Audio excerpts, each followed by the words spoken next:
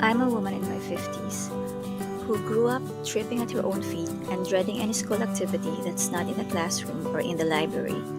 Even in my adult life, the fastest runs I did were from one meeting room to another on the same floor.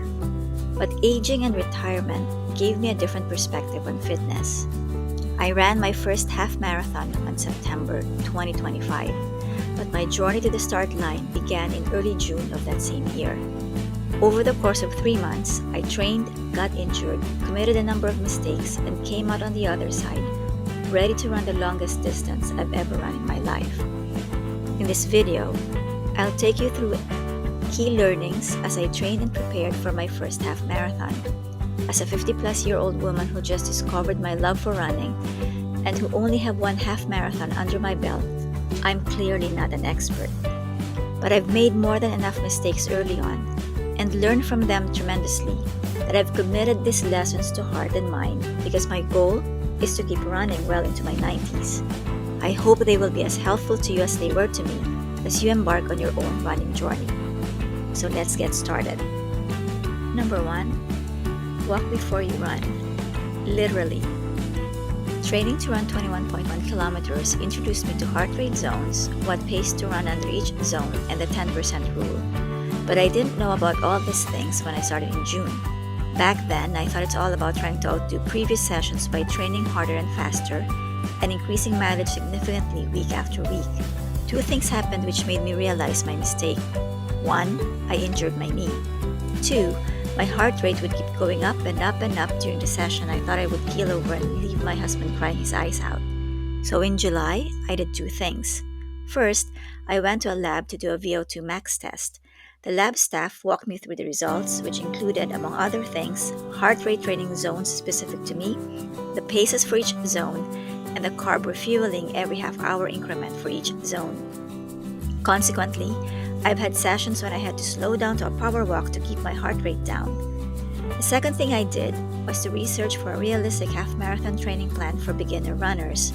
I found a Hal Higdon half-marathon training for Novice 1, which helped me reset in August, and for me to keep to the 10% rule, meaning the distance I run for the following week should increase no more than 10% of my current week.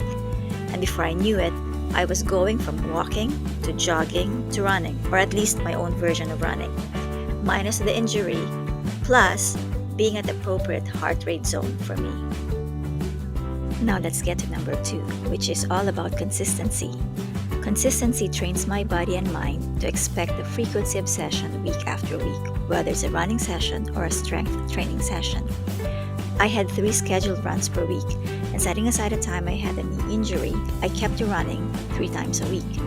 Whether there's a light shower or the heat is up to over 30 degrees Celsius, even without factoring the humidity, I lace up and run. At least 2 days of the week were dedicated to strength training. Speaking of which, number 3, key learning is all about strength training. Knees are not the problems after all. They are the victims, in fact. Victims of weak glutes or quads or legs or all of the above. So I started doing squats, leg raises, band exercises, and other lower body as well as upper body strengthening exercises. Especially critical for those in my age bracket because we lose muscle mass as we age. Now let's talk about number 4, which is all about proper nutrition. Cars don't run without fuel. Mobile phones don't work when batteries aren't charged. And we humans certainly won't function effectively without proper nutrition. Rarely have I run fasted because on those occasions when I did, I fatigued more quickly than when not fasted. Also, I noticed that I lost weight unnecessarily from June to July because when I started back then, I didn't know any better about fueling before, during, and after my runs. But since then, I've learned to have a proper breakfast and wait 2 hours before running. During my long runs, I would bring water with me, sometimes with electrolytes, and also some of the carbs I've tested, like banana, gummy bears, and brioche bread. You'll notice I haven't used gels, only because I want carbs that I'm familiar with. I have nothing against gels, it's just that I have not tested them yet. As for post-run meals, they are just as important with critical macronutrients of carbs and protein. I know I need to provide as much help to my aging body as I can if I'm about to put it under so much strain and expect it to perform.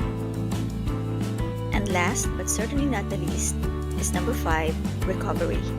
If industrial machines have scheduled downtime for repairs and maintenance, then certainly our human bodies, frail in comparison to such machines, need rest and relaxation. Recovery for me takes many forms. It could be an hour or so at the spa, or time for some DIY at home, or a walk in the park, or taking a much needed vacation. I find that the more disciplined I am during recovery days, meaning not skipping recovery whether from running or strength training, the better and stronger I feel when I'm actually doing my runs and my strength exercises. I am honest enough with myself to recognize that as I age, I don't heal or recover as quickly as I did when I was 20 or 30 years younger. I only have this body, and I will take care of it for as long as I can. So there you have it, all the key lessons which took me to the starting line, all the way to the finish line of my first half marathon. Indeed, it's the first in a long list of races I do want to run over the coming years. Whether you're thinking about signing up for your first half marathon or just in the middle of your training, I do hope you found this video helpful. Hope to see you on the start line sometime soon. Take care.